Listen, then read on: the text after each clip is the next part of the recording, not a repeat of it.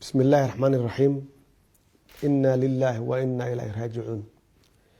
ساكي الصباح دي وحد عي قرح ميشا لو يقانو اكس كنترول آدا ودادا آدا أفقوي halkaasoo ka dhacay qarax aad iyo aad u weyn ayna ku laadeen dad fara badan oo isugu jira dad danyar oo u kala hayay nolol maalmeedkooda oo kala hayay shaqadooda si ay u quudiyaan reerkooda iyo caruur u kala hay iskuuladooda oo da'yar iyo dad badan oo aan waxba galabsan oo ka shaqeynaya wadada u dhaxeeya ex control iyo afgooye oo ka shaqeynaya wadada dhismaheeda.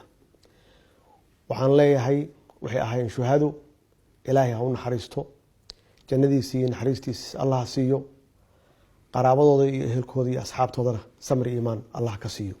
waqti ay ku soo beegantay waxay ahayd waqti lama filaan ah oo dadku ay u socdeen nolol maalmeedkooda.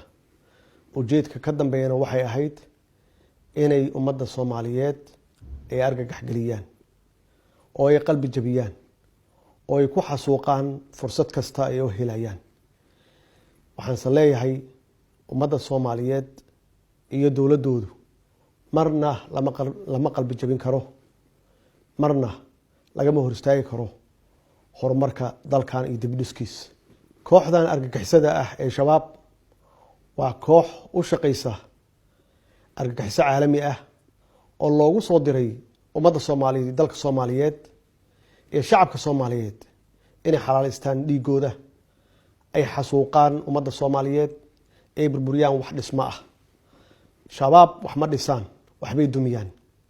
ma dhisaan iskuulo, ma dhisaan goobo caafimaad, ma quudiyaan shacab, kama shaqeeyaan mustaqbalka caruurta Soomaaliyeed.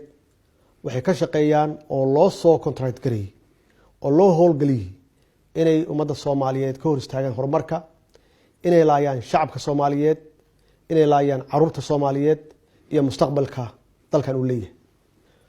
waxaan ku adkeenayaa xukuumadda ama aan farayaa inay si degdeg ah u gurmadaan shacabka Soomaaliyeed oo halkaas ugu xasuuqay cisbitaalada yaala, ay si degdeg u gaarsiiyaan wax alla wixii taageero ah ay la gaari karaan. shacabka Soomaaliyeed waxaan leeyahay inay iyaguna garab siiyaan dadkaas waalahooda cisbitaalada yaala, wax alla wixii taakuleena ay la gaari karaan la gaaraan. waxaan Allah uga baryayaa intii halkaas ku dhimatay maanta inuu Ilaahay jannadiisa iyo naxariistiisa siiyo, eheladoodii iyo qaraabadoodii iyo asxaabtoodana uu ka siiyay samir iyo iimaan. dhibkan maanta dhacay wuxuu noo yahay cashar joogto ah. dalku wuxuu ku jiraa dagaal, inaan u feejignaano argagixisada maalin walbaba waxa ay qorsheynayso inay tahay inay layso shacab Soomaaliyeed aysan u socon dadka u shaqeeya dawladda.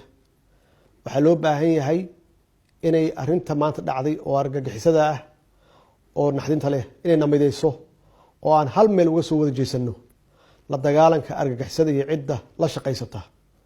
wassalaamu calaykum waraxmatullaahi wabarakaatuh.